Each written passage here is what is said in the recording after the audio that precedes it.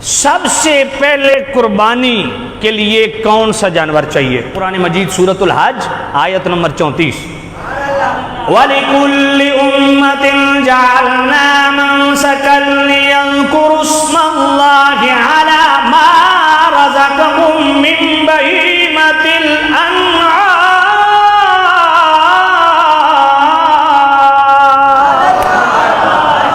قربانی کے لیے جانور کون سا چاہیے؟ بہیمۃ الانعام۔ بہیمہ کہتے ہیں چوپائے جانور کو، انعام کہتے ہیں پالتو جانور کو۔ تو قربانی کے جانور کے لیے دو شرطیں، صرف چوپایا نہ ہو، پالتو بھی ہو۔ کیوں؟ دیکھیں نا، ہرن کی قربانی جائز ہے، ماسخورا، بارہ سنگا، کیوں حلال نہیں ہے؟ جب حلال ہے تو قربانی کیوں نہیں؟ وہ اس کی بنا وحشی ہے، کوئی گھر میں بھی ہرن پالے تب بھی اس کی قربانی نہیں ہوگی، کیونکہ وہ وحشی کے حکم میں ہے۔ اور گائے اور بیل، اونٹ، یہ جنگل میں وحشی بن جائیں تو ان کی قربانی جائز ہے؟ جائز ہے، کیونکہ ان کی بنا پالتو ہے۔ کہتے ہیں اچھا بہیمۃ الانعام میں گھوڑا تو ہے نا، تو گھوڑے کی قربانی کیوں نہیں کرتے؟ میں نے کہا اس لیے کہ اس کو نبی پاک نے منع فرما دیا۔ سنن نسائی، ابن ماجہ، سنن دارقطنی کی حدیث ہے، حضرت خالد بن ولید راوی ہیں، حضور نے فرمایا گھوڑا، پالتو گدھا اور خچر، ان کو کھانے سے منع کر دیا۔ تو یہاں انحصار ہو گیا، معاملہ بند ہو گیا۔ اب ذرا بہیمۃ الانعام، اس کو ذرا کھولتے ہیں سورۃ الانعام پڑھ کے۔ وَمِنَ الْأَنْعَامِ حُمُولَةً وَفَرْشًا كُلُوا مِن طَيِّبَاتِ مَا رَزَقْنَاكُمْ وَلَا تَتَّبِعُوا خُطُوَاتِ الشَّيْطَانِ إِنَّهُ لَكُمْ عَدُوٌّ مُّبِينٌ۔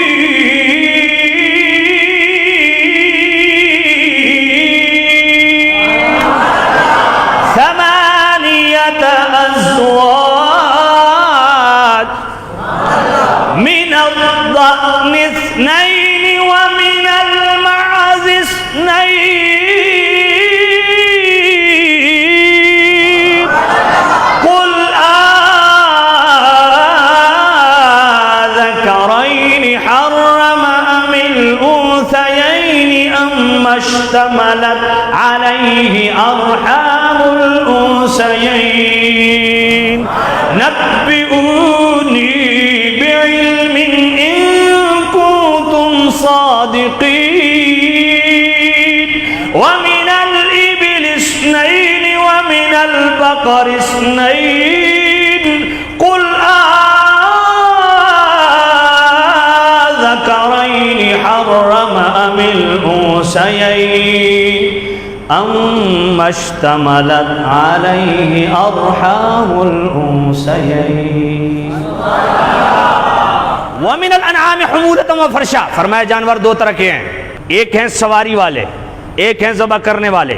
جو ذبح کرنے والے ہیں کُلُوا مِن طَيِّبَاتِ مَا رَزَقْنَاكُمْ، ان سے کھاؤ۔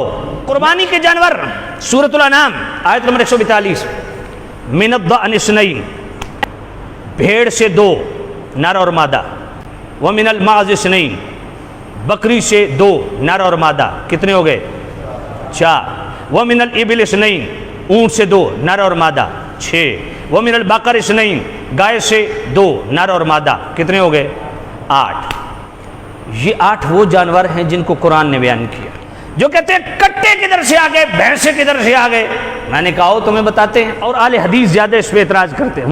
سب سے پہلی تو بات یہ کیا بہیمۃ الانعام میں شامل ہیں کہ نہیں؟ تو شامل ہیں تو حلال ہیں۔ اگر بہیمۃ الانعام میں شامل ہوں تو حلال ہی نہ ہوں، اگر حلال ہیں تو قربانی بھی لگ سکتی ہے، لیکن اس کا قرآن میں ذکر نہیں، بات ٹھیک ہے، لیکن اس کی قربانی لگ سکتی ہے۔ کیوں؟ اس لیے کہ کتاب الاجماع کے اندر امام ابو المنذر نے اس پہ اجماع نقل کیا ہے، وَأَجْمَعُوا عَلَىٰ أَنَّ الْحُكْمَ الْجَامُوسِ حُكْمُ الْبَقَرَةِ، فرمایا اس پہ اجماع ہے کہ جو حکم گائے کا ہے وہی حکم بھینسے کا ہے۔ جاموس کہتے ہیں بھینس کو، بقرہ کہتے ہیں بقرہ، اور نقطے والا جڑا بقرہ ہوتا ہے نا وہ کہتے ہیں گائے۔ تو جاموس جو ہے یعنی بھینس، کٹا، بھینسا، اس کا شمار کس میں ہوتا ہے؟ اہل لغت کا بھی اس میں اجماع ہے۔ المنجد پڑھ لیجئے، لسان العرب پڑھ لیجئے، حکم الجاموس حکم البقرہ۔ اہل لغت بھی اس پہ متفق ہیں کہ جو حکم گائے کا ہے وہی حکم بھینسے کا ہے۔ امام حسن بصری ان کا قول مصنف ابن ابی شیبہ کے اندر، حضرت عمر بن عبدالعزیز تابعی رسول ان کا قول کتاب الاموال کے اندر، حضرت سفیان ثوری رحمۃ اللہ علیہ کا قول مصنف عبد الرزاق کے اندر، دیگر اقوال وہ سب یہ کہتے ہیں حکم الجاموس سے حکم البقرہ، جو حکم گائے کا وہی حکم بھینسے کا۔ زکوٰۃ کا نصاب جو ہے اس میں کیا بھینس کی زکوٰۃ ہے کہ نہیں ہے؟ تو بھینس کی زکوٰۃ کا نصاب کیا ہے؟ جو زکوٰۃ کا نصاب گائے کا ہے وہی زکوٰۃ کا نصاب بھینسے کا ہے۔ چاروں امام اعظم حنیفہ، امام بن حنبل، امام شافعی، امام مالک اس بات پہ متفق ہیں کہ حکم الجاموس سے حکم البقرہ۔ اہل حدیث جو اس بات پہ چونکہ چنانچہ کے چکر میں پڑے ہوئے ہیں، لے دے کرتے ہیں، ان کو بھی گزارش کرتا ہوں کہ خدا کے لیے اپنے بابوں کو پڑھ لو۔ سب سے پہلے ابن تیمیہ جس کو یہ شیخ الاسلام کہتے ہیں، اس کا مجموع الفتاوی اٹھایا، اس نے بھی یہ بات لکھی۔ ثناء اللہ امرتسری اہل حدیث اس نے فتاوی ثنائیہ کے اندر لکھا۔ مفتی نذیر دہلوی اہل حدیث اس نے فتاوی نذیریہ کے اندر لکھا۔ مفتی عبدالستار اہل حدیث اس نے فتاوی ستاریہ کے اندر لکھا۔ ابو البرکات اہل حدیث اس نے فتاوی برکاتیہ کے اندر لکھا۔ مولوی علی محمد اس نے فتاوی اہل حدیث میں لکھا۔ ان کا مفتی زبیر علی زئی جو ان کے ہاں بڑا نامور محقق عالم گزرا، اس کا الحدیث ایک مجلہ، ایک رسالہ شمارہ حضروں سے نکلتا تھا، اس میں اس پہ انہوں نے پورا مضمون چھاپا، سب نے لکھا حکم الجاموس سے حکم البقرہ، کہ جو حکم گائے کا وہی حکم بھینس کا۔ اب کہتے ہیں نہیں حضور کے زمانے میں نہیں ہوا۔ بھائی حضور کے زمانے میں تو عرب میں بھینس تھی ہی نہیں، عربوں میں آج بھی بھینس نہیں ہے۔ اچھا میں ایک بات پوچھتا ہوں، آج آپ زکوٰۃ دیتے ہیں؟ کہا جی دیتے ہیں۔ میں نے کہا کس سے؟ سونے کی زکوٰۃ دیتے ہیں؟ کہا جی۔ چاندی سے دیتے ہیں؟ جی۔ میں نے کہا کس سے دیتے ہیں؟ سونے سے، سونے کی ڈلی سے دیتے ہیں؟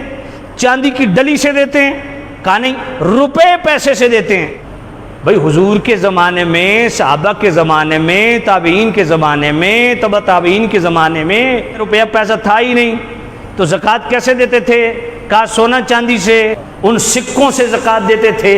تو میں نے ان سکوں سے زکوٰۃ دیتے تھے، تو جناب میرا یہی سوال ہے کہ آج روپے پیسے سے زکوٰۃ کیسے ادا ہو جاتی ہے؟ حضور کے زمانے میں تو روپے پیسے سے زکوٰۃ نہیں دیتے تھے۔ تو کیا کہو گے اس زمانے میں نہیں تھے؟ تو بھائی میرے وہاں اس دور میں بھینسا نہیں تھا، عربوں میں، حجاز مقدس میں نہیں تھا، اس لیے گائے کی، اونٹنی کی، بکری بکرے کی، مینڈے کی حضور نے قربانی کی، لیکن بھینس اس وقت تھا نہیں، اس لیے بھینس کی قربانی بھی نہیں تھی۔ جس طرح اس وقت لوگ جناب زکوٰۃ دیتے تھے سونا چاندی سے دیتے تھے، اس وقت روپیہ پیسہ نہیں تھا، تو آج روپیہ پیسہ ہے تو جناب زکوٰۃ ادا ہو رہی ہے سونا چاندی کی، کہ جناب بھینسے کی قربانی بالکل ہوتی ہے۔